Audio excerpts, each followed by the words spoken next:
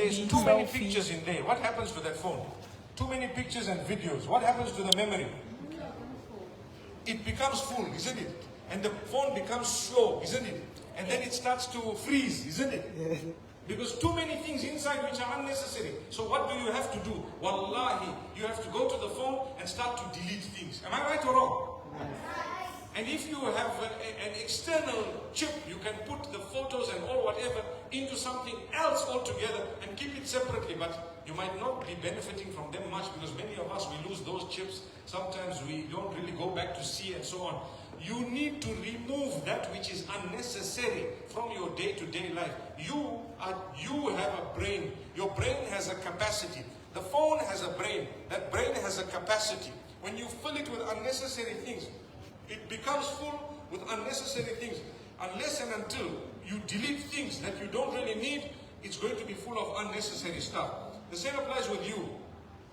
If you waste all day, every day, sitting and watching cartoons and cartoons and cartoons, you become a cartoon. You become a cartoon. You start looking like Donald Duck, and you start looking like Tom and Jerry.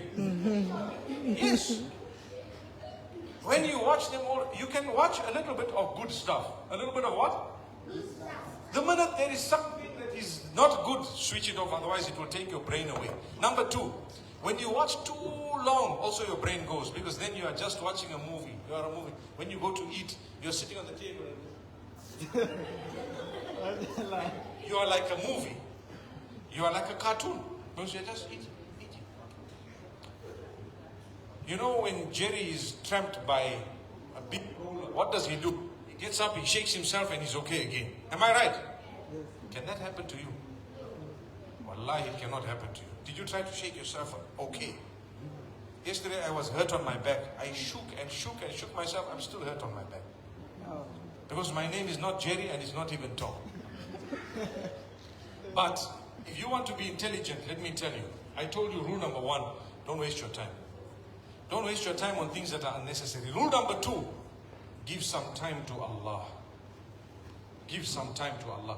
Read some Quran. Small. 1, 2, 3 lines a day. How many of you can read Quran? Put up your hand. Subhanallah. Put down your hands. Only, yes, that's good. Very good. Put your hands down. Very good.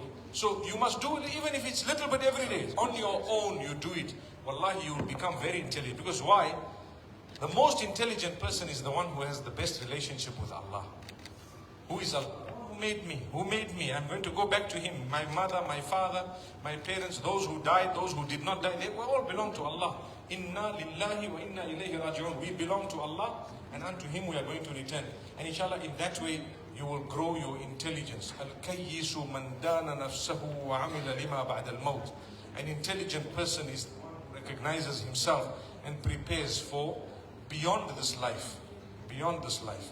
May Allah Almighty grant you ease. Give me this. Right. Anyone here wants to ask questions? First row? First row? First row, we are done. Okay, one more. You asked already your question, but ask another. What is your story when you were in Egypt? What is my story when I was in Egypt? When was I in Egypt? You don't know. I've been to Egypt a few times, but I went for some conferences and conventions, and I also went while transiting that country. But I didn't really live there, and I haven't been there long term. So my stories there are very less. They are very less. I visited the pyramids, and I tell you, do you know the pyramids? Who are they connected to? Who made the pyramids? The pharaohs, right? The pharaohs. In Arabic, they say Fir'aun, isn't it? And in English, they say the pharaohs, right?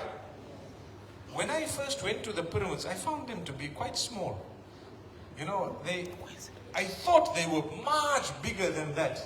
And when I looked at them, I said, it's quite small. And then as you go nearer and nearer, you realize, oh, this thing is big. You know, from far, when you look at something, it looks small. When you go closer, it begins to become, it looks bigger in your eyes because you are now closer. It gives you the real sense. Yes, anyone has a question? Second row, row by row. Row by row. Okay, third row. You have a question? Okay, wait. Wait for the microphone. Yalla, hold it. Did you see the mummies? I saw the mummies and the daddies. Yes, I saw the mummies. The mummies, they are preserved human beings who were put into. They are preserved human beings who were put into like bandages. And then they're putting, I saw people putting like putting Yes, into bandages. into bandages, and then they put them somewhere or water. Yeah, because they have died. So you don't normally feed a dead person. And the person wasn't dead. Oh wow! No, then that is cruel. But maybe they might have did it because the person was injured. Maybe. But yeah, you are right. I saw those mummies. You have seen them too?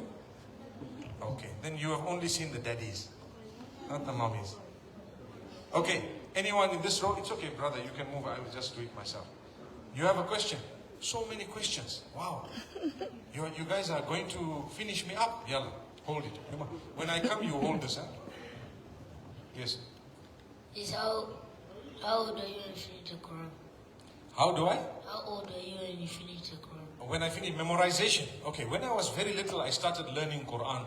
When I was 3 years old, I started to learn just listening to someone and repeating, listening and repeating. Grew a little bit older, I learned how to read it. And then when I was 9 years old, I started to memorize it. When I was 11 years old, I finished the memorization of Quran. So, inshallah, I'm just telling you. But in my time, there were no phones, there was no cartoons, we didn't have television, we had no technology, nothing to distract us. So we were really focused. And that's why when she said, how can I become intelligent? I said, you don't waste your time with cartoons, isn't it? Cartoons and mobile phones and games. You can use, but very little. And just focus on that which is more beneficial. Yalla. Put your hands down. How did you become a scholar? Well, I studied and I learned and I continued, and Allah Almighty wanted us to teach and preach. But one thing is, when I spoke to people, I always try to speak with respect. Even if I want to tell you off, but I will tell you off in a nice way, not in a way that I make you feel small or belittle you. So you learn, and when you are teaching, learn to respect people. Respect those whom you are teaching. Is that a good answer? 5 out of 10 or 10 out of 10? Wow, mashallah. Okay, we have one here. Why do you need to memorize the Quran? Well, you don't need to memorize the entire Quran, but I am a Muslim and I need to pray 5 times a day. And in that prayer, Allah wants me to say things in Arabic exactly as the Quran has been revealed. So I need to memorize a little bit of it, because as a Muslim, I find that the other books, they are tampered with or they are lost or something has gone wrong. But with the Quran, because all Muslims, maybe people will use different words. People might use different words. And then there will be a problem. How come you are saying this and I'm saying this? But when we said it in Arabic, all of us said the same thing. You saw? So it's a miracle. So Allah says, وَلَقَدْ يَسَّرْنَا الْقُرْآنَ لِلذِّكْرِ فَهَلْ مِن مُدَّكِرٍ. We have made this Quran easy to memorize. Anyone from amongst you going to memorize it? That's what Allah is asking. So are you going to memorize it? Inshallah, may Allah make you strong. Yes, what's your question? Sir, please, is it true that in Judgment Day, the words in the will not be there? Before Judgment Day, just before Judgment Day, it is true. When you open Quran, there will be no words in it. Allah will take it away from mankind before that. So you are right. That is correct. Where did you hear that? From my mother. From your mother, mashallah. So you are confirming it from your mufti, mashallah. It is true. He is telling the truth. And what will happen? You have it in your heart. You have it in your heart. Some people, they try to burn the Quran because they don't want the Quran and so on. Wallahi, even if they want to burn it, we can write it again, isn't it? Because we know it by heart. I'm sure you, all of you, you know Surah Al-Ikhlas, Qul huwallahu ahad, Allahu samad, right? You want to read it? Bismillahir Rahmanir Rahim. Qul huwallahu ahad, Allahu Samad. Louder. Lam yalid wa lam yulad wa lam yakun lahu kufuwan ahad. Allah, Allah. Amazing. Amazing how even children from somewhere in Africa, they know the Quran off by heart, but in some countries they want to burn that Quran. What do they think they are doing? We will come, we will write it again here in this room. Right or wrong? We can write it again. Yes. The same Quran, right? Who has a question? Please, Mufti, how old are you? I am 48 years old. Yes. How do people become sheikhs? Which sheikh are you talking about? A milkshake or... yes. A scholar. Oh, mashallah. I thought because when they say shake, I said, you know, when people start shaking, they shake. So no. How you become a scholar? Actually, to be honest with you, you are always a student of knowledge. What are you always? You are a student of knowledge, which means you must always look for knowledge and learn it. Even at my age and whatever, we are all students. We are students of knowledge. We are not know-it-alls. But as you learn, practice, you teach. You learn, you practice, you teach. You learn, you practice, you teach.